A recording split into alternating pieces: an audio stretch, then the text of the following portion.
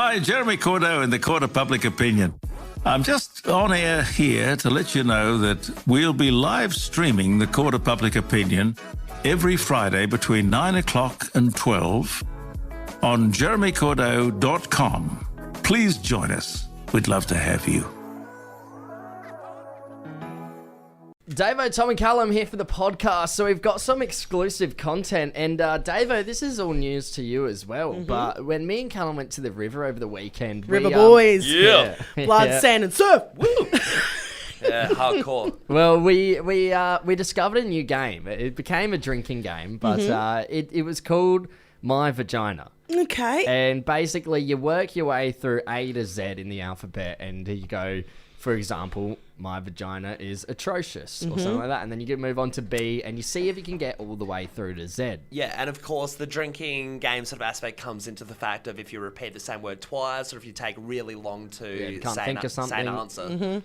Really mature, boys. Obviously, away with the lads and really just giving it heaps. Intelligent conversations, talking about politics and things that really matter. I did say before, though, that you're making it out to be a lads trip where we're playing these silly games, but I will let you know there were two girls there. And let me tell you, they were not having fun. They're the ones that brought the game to the table. They told us about the game. Yeah, we all had no idea. So I thought, Davo, we could give this game a crack now with you, except we're going to change it up to my ass. Okay. So we'll kick things off with A. I can start if you want. My ass is asexual. Okay. I was going to say my ass is asymmetrical. Oh. Are we doing A all around? Yeah, go A all around and then we go to B. It's a really long game, especially when you have about 8 people. It takes quite a while. My ass is audacious. Oh, nice. Good one. Now we're on to B. My ass is bleeding. Of course you're gross about it. Hemorrhoids is a serious issue. My ass is bait. My ass is bodacious. Now we're on to C. Yeah, what's the matter? You can't think of a C, can you? I'm going to have to beep this one. My ass is... Oh, beep that. If you don't beep that, I'm coming for you. Just so you know. I'll beep that too. Yeah, please do. My ass is... You can also beep that one if you want. Don't choose words that we have to beep out. Yeah. My ass is crispy. Oh. I find the last two more comforting than that one. That sounds like you've been burnt on the arse. Yeah, sure. It's better than yours, you disgusting little animal. Mine wasn't terrible. It was Tom who's been disgusting. Go on. What? Yeah, D. My ass is delectable. My ass is... My ass is... Are you ready? Yeah, what? My ass is dripping. Why do you have to be the most disgusting? Like, what's wrong? It's a part of the game. That's how we played it at the river. It's river rules. That's river rules. We're actually on a podcast where we're giving this audio out to other people, but I'm going to go with Danny T. My ass is delicious. You know that song? Nah. Well, you're missing out. Absolutely get a grab and put it in there. My ass is enigmatic. Oh, yeah. Very nice. My ass is engulfed. My ass is eaten. All right. All right, let's stop it there. That's enough. Let's get into the podcast. You're listening to Davo, Tom and Callum, the podcast. Huge weekend. Of course, the Foo Fighters were in town.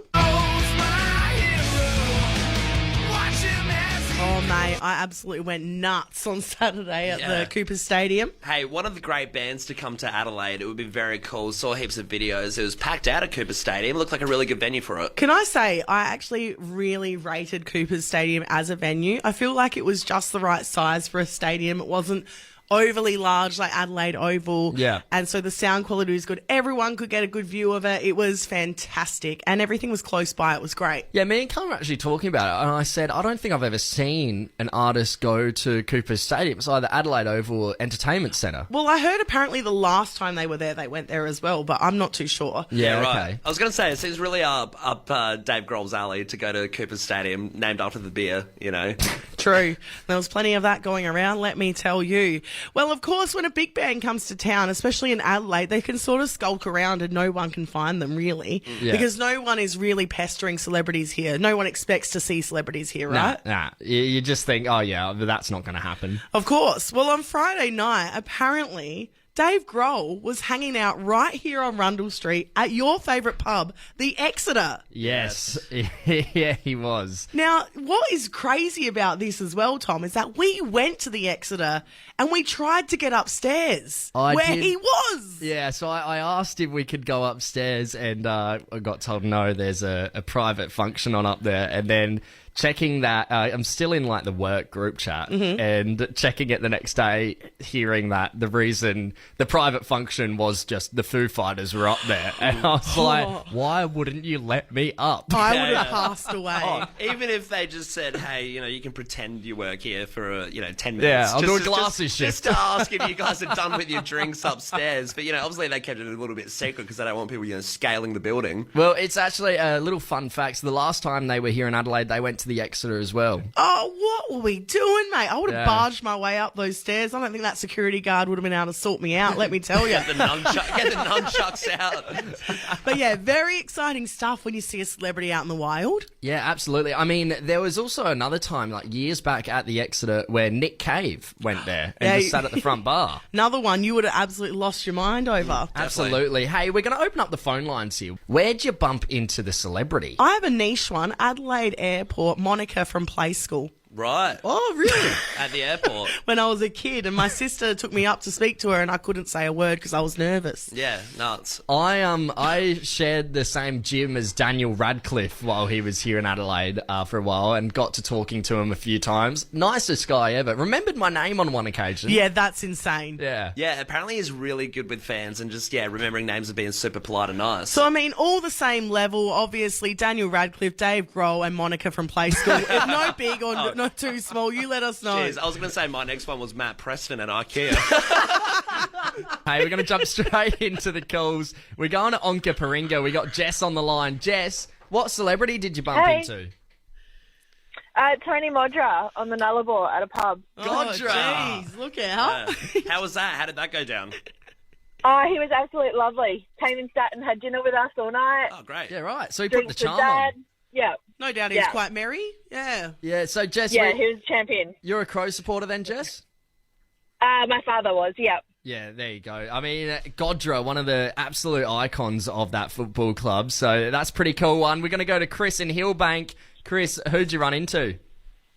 Honest Bill Clinton. Bill Clinton. That's insane. Yeah, I was in hospital, had some asthma going on in the women's and children's, and then he was just in the hallway with a million security. You weren't hallucinating during the what was happening in the hospital? No, definitely not. And my mum went up to shake his hand. She went limp. Yeah, right. And then afterwards she said to the nursing staff, no wonder Monica did what she did. Yeah, wow. Because he had striking blue eyes. Was this over in Australia or America? This is at Women's and Children's in Adelaide. Really? Wow. Jeez. Yeah, 2000 or 2001. And he took the time and met everyone and, lots of sick children. Yeah, that's amazing. I mean, that's an amazing one. Bill Clinton. Yeah, I mean, to meet a US president is one thing, but for it to be Bill Clinton. Surely this next one will be beating Bill Clinton. I mean, that's massive. Oh, yeah, we're going to go to Rick in Marsden. Rick, you've got an absolute ripper. Who'd you meet? G'day, guys. I was in Sydney Airport just waiting for a connecting flight, standing in a lounge, and I looked at the guy standing next to me, Alex Lloyd, and a laptop slung over his shoulder, very casually dressed, his scruffy sort of black straight hair he had. Yeah. And I sort of tried to be as cool as I could, and I said, he said, you want to go out for a smoke? And I'm going out for a smoke, and he gave me back in the day when the packets were normal, Peter Stuyvesant, and I mentioned Black the Sun to him, his album, and I sort of got a bit tongue-tied, and I said, you sell cars with your father, or you used to, and he said, yeah, back in the day. It was really cool. He's a very laid-back guy. Great album, too. Bloody hell, Rick. Punching darts and breaking hearts with Alex Lloyd. Getting on the Peter Stuyvesant. If you don't know Alex Lloyd, he's very famous for this song. That's there with Bill Clinton. Yeah. I also appreciated the history lesson on the Peter Stuyvesant back in the day. Yeah. I'm sure they'll Stuyvesant Blues. Hey, let's go to Cara in Glenelg North. Cara, can you walk us through what happened with your story? Well, I was at State of Origin game back in the 90s at the MCG and walked into the loos, and next to me washing her hands was Australia's sweetheart, Lisa McCune. Wow. Beautiful. Lisa McCune. Right, did you chat to her or did you choose not to because you're in the bathroom? Did. You know how ladies chat at the sink. They're like, oh, I love your hair, blah, blah, blah, what you doing here? I pretended I didn't know who she was. And her and I were free shoots to the wind, so we had a lovely conversation. How good. Great. Did you talk more about the game or did you get to ask anything about TV? Blue Heelers? Oh, I didn't ask about Blue Heelers because I was a bit tongue-tied about that because I was a bit of a Blue Heelers obsessive back then. Weren't we all? But no, we just chatted about the game and how nice some of the young men looked in their shorts. Then we had a bit of a laugh. And she said, I'm just going to go join my friends now. And she was there with all the, like Jane Kennedy and Rob Sitch and all of those people. And I was like, hi, Jane, see ya. That's wild. So that's what happens in the ladies' room, the mysterious ladies' room. You will always see Lisa McCune if you go into the bathroom, say her name 3 times. Hey, we're going to wrap things up here with Karen in Sellex Beach. Karen, can you walk us through what celebrity you ran into? Well, yeah, when I lived in England, I worked in a little pub in Chelsea, and there was quite a lot, actually. We had Chelsea football players, Prince Harry. The biggest one was Kate and Will came in for lunch. Wow. Okay. The guy rang ahead and said they'd be coming, and they just wanted to have a nice, quiet lunch, and could I put them somewhere nice and quiet? So we put them in a little nook in the corner, and they had a Sunday roast with us at the pub. Jeez, is the pressure on a little bit when you have to cook for them? No, because I think I was pretty new to the place, but I'm pretty sure that people like that frequent in there pretty often, and so no one else seemed really that bothered by it. But I was kind of like, oh my God, Will and Kate are coming in. Karen, yeah, it was really cool. I've got to ask, how bloody ritzy was this pub you were working at? Got Prince Harry, Prince Will, Kate? Yeah, the cast of Made in Chelsea, Professor Green, heaps of those players in Chelsea. It was a definite minefield of little celebs, but it was very, very normal. Sometimes me think, what is friend? Then me say, friend is someone to listen to Davo, Tom and Callum podcast. Cookie, nom nom nom nom nom. Davo, over the weekend, me and Callum went up to the river. We went to our mate's shack in Bow Hill, got on the tube, got on the wakeboard, paddleboard. So much fun. That's classic Aussie river stuff. I love it, boys. Yeah. What I love about the river, there are 3 places that are just like international waters, and that's international waters, of course. Yeah. The restaurant Tea Chow, and then the river. It really does. No, it really does feel like when you're at the river that anything goes, anything can be said, and it gets a little bit wild. You do feel a bit lawless. Yeah, it is a lawless place, isn't it? And you feel like you could be as ratchet as you need to be because you're by the riv. Which is so weird, which is such a weird concept because the shacks are actually really close to about 20 other shacks occupied by some really nice older people that probably wouldn't like the ratchetness, but you still think it's acceptable as long as you buy a body of water. Oh, yeah. Who are you with? The lads? Yeah, just the lads. A bunch of mates from school. Nice. But, yeah, there's a lot of things we can't talk about the river, obviously, but there is one thing. Surf, blood and sand. The River Boys from Home and Away references. It's just our creed.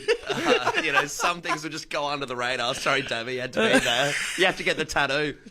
But there was one moment where me and Callum suffered. We suffered pretty badly, and we did go there pretty unorganised. We obviously had a big day the day before, and just sort of woke up, rolled out like the Transformers. I don't believe that, because Callum is the most organised man I have ever met.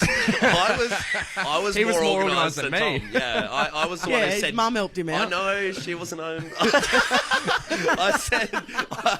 I said to Tom, I was the one who said, mate, do we need to bring pillows? And Tom was like, I didn't bring pillows, so... I was on the pillow duty. I was quite organised, actually, this time. Yeah, so as we get there, we find out there was actually a spare bed for us because we were planning on sleeping in the car. Mm-hmm. The beautiful Hyundai Palisade I've got from Peter Page at the moment. I'm sure they would love to know you're sleeping in it. Nice advertisement there. There's so much room. Feet up on the console. Absolute animals, you two. But no, we get there and they're like, oh, you know what? There's actually a bed available if you want it. And we're like, well, absolutely, we'll take the bed. Anyway, as the time comes for us to say our goodnights, we roll up there and realise, oh, where's the bloody quilt? Yeah, there's no blankets. We've had a look around. No sheets either. So I've gone and asked the guy who owns the shack. I'm like, look, are there any spare blankets there? He's like, oh crap, nah, there's not. But I'll have a look for something. He comes back with two of the smallest little towels I've ever seen. Like tea towels? No, not like bigger than a tea towel. It's like a bath towel. Oh yeah. But they're like, if you wrapped it around, you'd be showing. Oh yeah. You know? Yeah. So they were really tight, and Tom's brought them in. I was like, damn, we have to sleep with this. It'd be a towel job. Yeah, and as it's one of those things, I guess, having something on top of you like a quilt or whatever is more a placebo. You just want something on top of you to be able to fall asleep. And so that's why the towels were handy. However, they were so small that no matter how you wore it, either your bottom half was exposed or your top half. I'm waiting for this. It was really uncomfortable either way. I'm waiting for this story to end that Tom's like laid on you for the walk. Hibernate. I needed some weight on me. Yeah. No, it was going through all night. I was waking up every other hour, either going, the towel on the top half exposing my feet or down the bottom exposing my arms and stuff, until eventually I think I got sick of waking up every hour, that I just crawled up into a fetal position and pulled the whole towel over me. We both did the fetal position in the end. It was like we were twins in a womb. Yeah. You're listening to Davo, Tom and Callum, the podcast. When you're talking to someone, you're kind of on your feet a little bit about any red flags. If you're a bit curious on them and trying to kind of scope them out, I guess, for those little things. Well, they're always in the news so much now that it's almost like you're looking out for them. Yeah, sure. And I mean, you should be vigilant when you're dating, guys. Keep your eyes. No one. Yeah, exactly. Keep your eyes peeled on who you're chatting to. You don't know what villain they could be. Mate, you could be with them for years. You don't know who you're sleeping next to. Exactly right.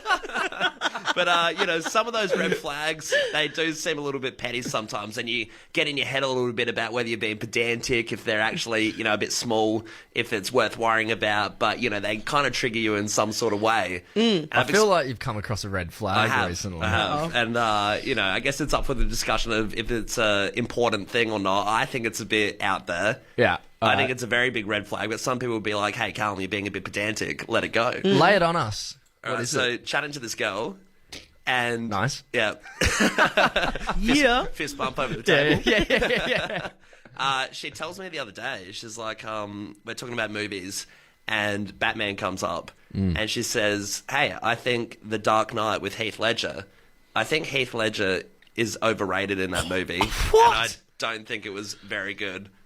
I like Joaquin a lot better. Now, this is not good for you because you are a movie guy and you love movies and you love the theatre, and so this would be absolutely heartbreaking for you. I do, especially for The Dark Knight, which is just, I think everyone universally agrees that Heath Ledger was damn good in that movie. I mean, what'd you say to her? Like, I know how I got these scars. Yeah, just start doing impressions. What about this one? Do you remember this scene? But no, I think it is crazy. And I think that one is ludicrous. I think out of any acting performance, Heath Ledger in The Dark Knight tonight is one of those that everyone just agrees, hey, that was pretty incredible. Yeah, I mean, I'm not much of a, superhero type of gal, but I can also appreciate that movie is great. And also, Heath Ledger's performance is fantastic. Yes, it blew my mind. I mean, he took a character that everyone's known for so long and made it his own. He completely changed the Joker for a long time. All right, reel back the movie chat, mate. Callum gets stuck in a vortex and we'll never get out of it. But no, I thought it was a crazy one. It blew my mind a little bit. Obviously, a great performance. But yeah, it got me thinking about those petty, weird red flags. Yeah, and we're going to open up the text line here. What was the petty red flag? Hey, this is absolutely blown up. We've got so many texts coming through. And we're going to jump straight into it. Somebody's texted in saying, a girl ghosted me after our 4th date because she learned I was lactose intolerant. Oh, jeez. Can't have That's that. rough as. So he was the red flag there? I don't know who's the red flag there. I think she is. Yeah, she could be. This one says, I stopped dating a guy because of the way he tied his shoelaces. Jeez. Maybe he was on the Velcro. Maybe there weren't actually shoelaces at all. It was just Velcro shoes. Someone said red flag is lip fillers. Every girl I've dated with big fat lips have been crazier than the next. There is a point where you get in the lip fillers so you can tell that when they are getting so big and then the eyes are also big, it's going to be a crazy girl. Yeah. Trust me. Double trouble.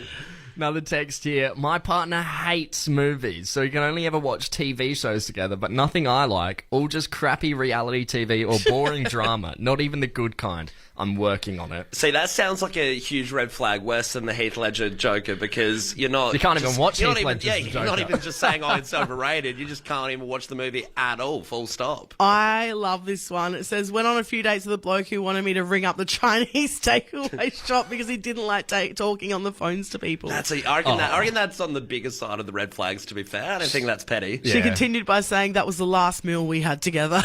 The last supper. I mean, grow up. Hey, speaking of phones, we're going to go to North Haven. We got Melissa on the line. Melissa, good morning to you. How are you? Good morning. I'm good. How are you? Yeah, good. Thanks. Now, what was the petty red flag? The shirtless man on Tinder. Mm-hmm. Oh. Shirtless man or shirtless men? Was there one in particular? Well, the one I married. Oh. Do you still feel like you ignored a few red flags barged on through or what?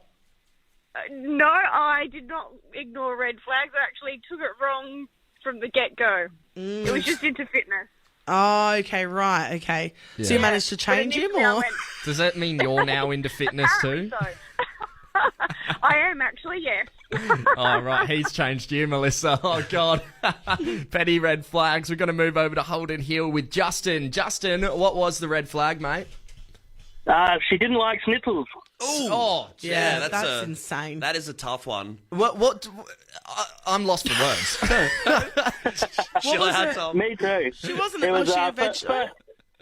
No, not at all. She just didn't like schnitzels, repulsed by them. Wow, okay. First date, took her out, I ordered a schnitzel, and she was, quite turned off by it. Ew, she was turned off by you having a schnitzel? Get a grip. Yeah. Did she like, did she have a preference or hated one more than the other in terms of beef or chicken? No, it was just schnitzels in general. She thought it was the worst thing. So, Justin... But the good thing is, I converted her. She's now a schnitzel lover, and I've been with her for 5 years. Hey. Yeah, nice. I was about to ask you to drop her, but you didn't, and well done. Got to persevere, Justin, I'll throw you a crazy one as well. This girl I'm talking to that doesn't like Heath Ledger, right? She told me the other day that she's never had steak before. Surely that's a lie. No way. No, I'm being dead serious. Steak, prawns, and squid. All right, you're just looking for an excuse now to drop her, mate. Yeah, drop her. Oh, podcast my podcast. Oh, podcast my podcast. Oh, podcast my podcast. Davo, Tom and Callum, the podcast. So back in the day before the internet was a thing, we had magazines. You two might be familiar with FHM or Zoo. Did you guys ever get those? I'd Mad magazine. Only the top subscription for both, yeah. And what was under my dad's bed. Well, as a teenage girl, we had magazines like Girlfriend or Dolly magazine. Yeah. And part of those was every month they had a sealed section full of tips for, going through puberty or session tips. Yeah, right. And the website Pedestrian TV has come up with the most insane tips that Dolly and girlfriend had in their sealed section. And let me tell you, that was setting us girls up for some serious failure. Yeah, right. I mean, because in all the boy magazines, the only tips we had was when the latest game is coming out. So, Yeah. You obviously didn't have Zoo. It shows how nerdy it is, like in terms of magazines. I remember I got an Xbox 360 magazine from the Royal Show and it came with acne cream. Hell yeah. Only the coolest guys get that one. Came with a free game download, acne cream, and a sweet magazine. All right, I'm going to go through some of these ridiculous tips that Dolly and Girlfriend magazine had for us in the sealed section. So number one, someone has said they had a subscription and the issue told them to dump sand all over the floor and have a session on top of it to stimulate a tropical getaway. Like a cat in a litter box. What? Yeah, that's a Imagine that's the cleanup after It's that. just annoying. You're never getting rid of that sand. Nah, it's everywhere. And it just seems if you want to have that annoying aftermath of the sand being everywhere, go to the beach because you don't want to have to clean it as well. Clean it up in illegal. your house. Yeah. You know? So that's part of that. So it's illegal to do that. Don't go to the beach. So and do that. But I mean, even if you do go to the beach, you're laying down a towel. You're trying to avoid the sand anyway. There's a lot going on with that comic, Callum. Find a little just don't go there. Don't condone it. We're moving on. There was one that had a wheel of sexy options and they wanted you to cut out the wheel and put it on a male's appendage to spin it. Oh my God. Wow, that sounds What the hell? Sounds like a new Saw movie. And there's one here, it's similar to the wheel, actually. They suggest getting a glazed donut. No. Is this the Homer Simpson special? And also doing that and, eating the donut off of that situation. Right, Goodness. okay. This is... was this magazine not for, like, children as well? Well, it was a teen magazine. Magazine. Yeah, okay. Well, there's this one here as well. This is probably my favourite, and I'm going to read it exactly how it's read in the magazine, okay? And it's called Tying the Knot. Now, finally, you're laying on the bed, exhausted and ecstatic after a session. Grab your panties from the floor and use them to tie your hair back. This will show him that you're fun, casual and easygoing. It shows me that you're a complete weirdo. Yeah, just go skydiving or something. That'll show you fun and relax. You're listening to Davo, Tom and Callum, the podcast. We need to talk about Shannon Knoll. What about me? Yeah. He's been back in the news at the moment. He was up to no good, of course, but he was back in 2003. He was robbed of the Australian Idol win, and he's never fully recovered. Yeah. You reckon he was robbed? I reckon it's controversial because obviously Guy Sebastian is a South Australian's own, but Nollsy just had something new, had something I really wanted to see. The flavour saver. I wanted to see more of that. Do you reckon Nollsy's life would have been, in the same trajectory as what Guy Sebastian's is now if he came first? Nah. Or do you I reckon reckon Guy Sebastian's a better musician. Yeah, do you reckon Nollsy would have still gone down the same path of like the gimmicky kind of stuff? Well, hold your horses because we're about to get into that, Maggie Moo. As we were saying, like he did start the Aussie, trend of the flavour saver, and then he has fallen from grace by getting kicked out of the Crazy Horse for being an aggressive pest. Yeah, see, I wonder if that's what Guy Sebastian would have had to deal with if he came second, just a reverse role butterfly effect. He goes from Hillsong to the Crazy Horse. That's like perfect. Well, like I said, he did a peak, I think, in 2003 because since then I remember the feeling I had when I saw he'd done the Radio Rentals advert. Now I idolise this man, and then all of a sudden he's singing about Radio Rentals. Yeah, it's a real knife to the soul, isn't it? If you're into him, if you're one of his fans. Shedding a tear. Well, I just thought, what happened, mate? You could have had it all, and here we are. And then, of course, we can't forget he sold his soul yet again to KFC. What we need is a KFC. At least it's, KFC. That's. I'd rather be the KFC spokesperson than the radio rentals guy. I guess you don't know what's going on behind the scenes. He's probably getting bulk-free KFC, which is a very enticing deal. I would sell my soul for such thing. I mean, I thought you were going to say a good payday, but you're just like, I hope he got some free chook. Surely. Popcorn chicken for life, mate. Well, the latest one to get him is Jetstar. Oh, no. Hey, it's Shannon Noel. It's that time of year again. On the first day of Jetsmas, Jets are good to me. A cocktail and a palm tree. Yeah, Shannon Noel. He's gone full Christmas. Has he? Is that what he's gone? That's what he says in the song. Not good. Oh. All right. I get older. The Davo, Tom, and Callum podcast stays the same age. I need to have a chat to you guys about birthdays because they can be a funny thing, right? You know, most people look forward to your birthday. Everyone's nice to you. You get presents, yada, yada, yada. It's just a landmark day for you personally. You know, some people reflect on their years. For other people, birthdays can be a time of dread. Yeah. You know, it's some people are just scared of getting older. There's other people that just don't care. Me personally, I think it's a bit of a BS day, birthdays. I don't know. I feel like you really hate them. I offered you a drink on your birthday once and you ran out the room. Yeah, because I don't celebrate birthdays. It's just a day. It's bizarre. It's a stupid day. It's just a day where everyone's nice to you for no reason. Then the next day they're just back to being normal people. Don't need that in my life. Okay. I don't need the change. The push up. And pull. Okay, you can't have it. You like consistency. Treat him like crap 24/7. I'm a man that likes a program, okay? But a bloke over in New York City, he's had an absolute stinker of a birthday. So he decided to finish off his crappy day by getting a pizza from his favourite pizza shop in New York. And he left a somewhat bizarre request. He left this note on the order. It reads, "It's my birthday and not even my family called me. Oh my God. I'm sad and I really like olives. Please put on as many black olives as you can. I want you to put on so many black olives that you start to question mine and your own sanity. Wow. As much as you can include without being fired. Thank you."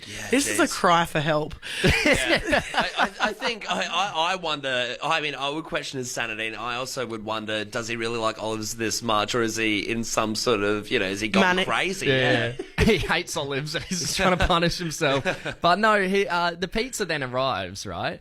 And it is covered in olives. They have honoured his request, and I mean, I'm looking at this thing now. The only part of the base you can see is the crust. I mean, there's a little bit of cheese, but it is just covered in olives. It looks like a black pizza. So he got his wish. Do you think they went overboard? Do you think he was happy with the outcome? I think he would have been pretty happy. They've almost nailed the request on the nose here. That's disgusting. And when people when people get up in arms about Hawaiian ham and pineapple, you got this savage eating a kilo of olives on his pizza. There's worse things to worry about than Hawaiian. It's definitely one of the more unique birthday requests that, I've heard of.